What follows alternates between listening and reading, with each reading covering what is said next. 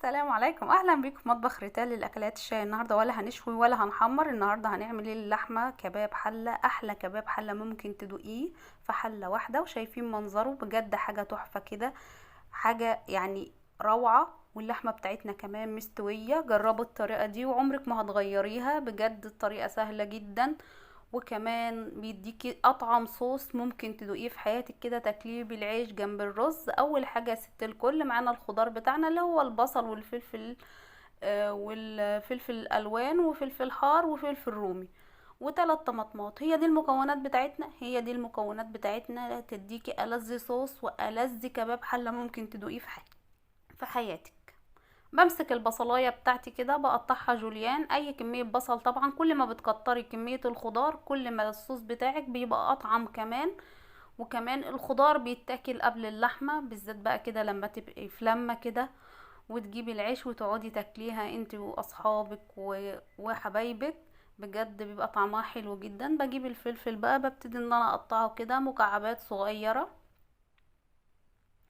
بالشكل دوت. بتقطع الفلفل الرومي والفلفل الحار كلهم بنفس الطريقة. انا قطعت الكمية كلها، هي دي البصل والطماطم. الطماطم قطعتها مكعبات والفلفل الالوان، وقطعت كل الخضار بتاعنا. بجيب البولة بتاعتي بقى وابتدي انزل بالخضار بتاعي. البصل، بنزل بالبصل والفلفل، الكلام الحلو ده كله بنزل فيه بقى علشان نتبله ونشوف التتبيلة بتاعتنا هنتبله ازاي.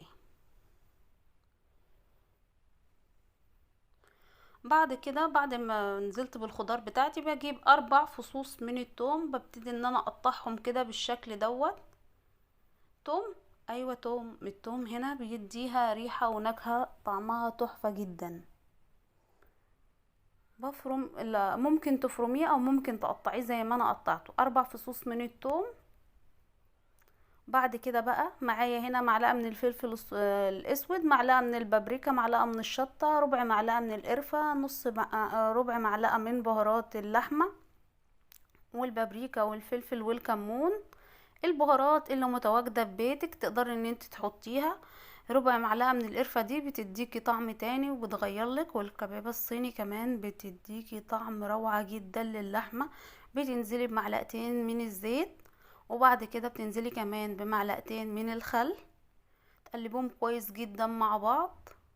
وطبعا احنا حطينا الملح، هنتبل المكونات دي كلها مع بعضها ونركنها كده لغاية اما تاخد وتدي كده في التتبيلة بتاعتنا وتنزل اي سوائل فيها بالشكل ده. اهم حاجة قلبيها كويس جدا. ممكن تحط في الوقت الحالي ده معلقتين من الصلصة لو مش متواجد عادي. انا كده تبلتها وخلاص، اخدت التتبيله اللازمه ليا، ونزلت عليها بمعلقتين صلصه. لو انتي مش مضطره ان انتي تحطيها، محتاجه تحطي صلصه حطي، مش محتاجه خلاص. يعني ايه حاجه عشان تديها اللون الاحمر، والبابريكا طبعا بتديها اللون الاحمر. طبعا معايا هنا كميه اللحمه مقطعه مكعبات. بعد كده بنروح على النار، معايا معلقه من الزبده بنزل عليهم بمعلقتين من الزيت. بشتغل هنا على نار عاليه علشان اللحمه بتاعتي ما تجيبش ميه معايا. بنزل بمعلقتين من الزيت كده. بعد كده بقى بجيب اللحمة بتاعتي، طبعا بنبقى مقطعينها مكعبات. ببتدي انزل باللحمة بتاعتي، كمية اللحمة طبعا اللي انت حباها وحسب افراد عيلتك. ببتدي اوزع اللحمة كده في قلب الحلة بتاعتي، وابتدي اقلبها من الجنب ده للجنب ده تاخد لون حلو كده معايا. اشوحها، ما بحطش اي بهارات في الوقت الحالي.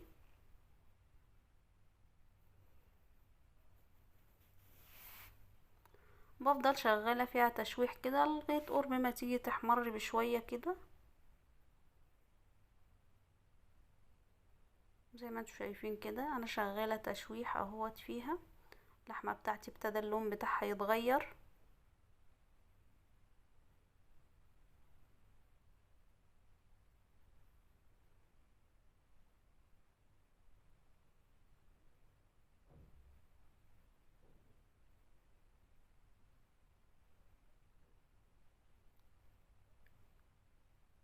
بالشكل دوت. بفضل شغالة تقليب، ما بتوقفيش تقليب علشان اللحمة بتاعتك طبعا ما تتلسعش منك. وبفضل الزبدة، لان لو جيتي حطيتي زيت، الزيت هيلسع منك اللحمة على طول على طول. انما الزبدة بتديكي فترة كده ان اللحمة بتاعتك تاخد لون، بس ما تنحرقش منك. طبعا هي اخدت اللون المظبوط بتاعي. هنزل بالتتبيلة الحلوة دي طبعا بالخضار بتاعنا اللي احنا عملناه، الطماطم والفلفل والبصل. طبعا احنا متبلينه بالملح والبهارات وكل حاجة. نزلت بالكمية بتاعتي. هبتدي بقى ان انا اقلبها من فوق لتحت كده، واسيبها بقى ايه مع نفسها كده تستوي. بصوا كل الخضار اللي قدامكم ده هيبتدي بقى ايه ان هو ينزل ميته كلها، واللحمة تشرب المية بتاعة الخضار ده كله. هغطيها بقى، وقرب ما تيجي تستوي يعني هي كده اهي، شايفين المنظر بتاعها؟ الخضار بتاعي ابتدى يصفي ميته خالص اهوت. شايفين الصوص ده بجد بيتاكل قبل اللحمة، بجد بيبقى طعمه حلو جدا. خلاص هي كده استوت معايا واتشربت المية. بنزل بكوباية مية مغلية، مية مغلية، ايوه مية مغلية، علشان طبعا لو سيبناها تنشف على الاخر هتتلسع مننا. لا، بننزل بكوباية مية مغلية. وبعد كده بنزل بمعلقة صغيرة من الملح علشان اعادل المية اللي انا حطيتها، علشان طبعا الاكل يبقى ملحه مظبوط. بعد كده بقى بوطي عليها النار واسيب. طبعا هنا دي شكل اللحمة بتاعتنا، شايفين الجمال بعد ما استوت؟ شايفين؟ وفي حلة واحدة وعملنا انجاز بجد. شايفين منظرها؟ حاجة كده تفتح النفس، حاجة كده شكلها روعة. انا هفضيها هنا وادخلها تحت الشواية تاخد لون حلو كده، ونرجع نشوفها مع بعض بقى. الشكل بتاعها ده، المنظر بتاعها. ندخلها الفرن بقى تاخد لون، وبعد كده نشوف المنظر الجميل الروعة بتاعها. بجد كل اللي هيدوقها هينبهر بطعمها بجد. شايفين منظرها؟ منظرها حلو جدا. كمان اللحمة مستوية جدا، ماهيش مش مستوية، لا مستوية. وبصي دايبة كده، حاجة كده طعمها تحفة بجد. شايفين؟ هي كمان سخنة، انا مش قادرة ان انا امسكها بجد. شايفين منظرها؟ بجد تستاهل لايك.